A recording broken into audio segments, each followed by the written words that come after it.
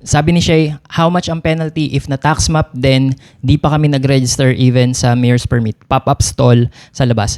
Hi everyone, Ed Cervantes here. Kung sakaling ma-tax map ka ni BIR tapos hindi pa registered yung business mo, kapag 3 million pababa yung annual sales mo, meaning micro taxpayer ka, 5,000 pesos yung penalty mo dyan.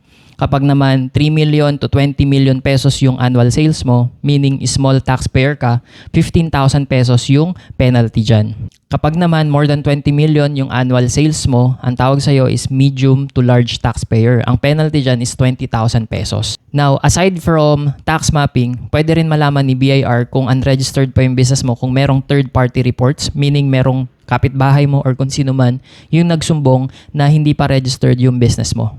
Pero kapag voluntary late registration yung ginawa mo, meaning ikaw personally yung pumunta kay BIR kahit na hindi ka pa nata-tax mapping or wala pang nagre-report na third-party information kay BIR na nagne-negosyo ka, meaning pumunta ka personally tas nagpa-register ka kay BIR kahit late yung business registration mo, 1,000 pesos lang yung magiging penalty mo dyan. Now, kung nagpaplano ka na mag-register ng business kay BIR tapos hindi mo alam ano yung mga requirements at saka yung mga steps na kailangan mong gawin or wala ka pang budget para ipaasikaso sa iba, magkakandak ako ng free workshop kung paano mag-register sa DTI at saka sa BIR. That's on September 20, 5 p.m. All you need to do is to join my group, Easy Tax PH, Tax and Business Community for Online Sellers. Pagpasok mo dyan, i-click mo lang yung featured post, makikita mo doon yung complete instruction kung paano makakasali doon sa pre-business registration workshop.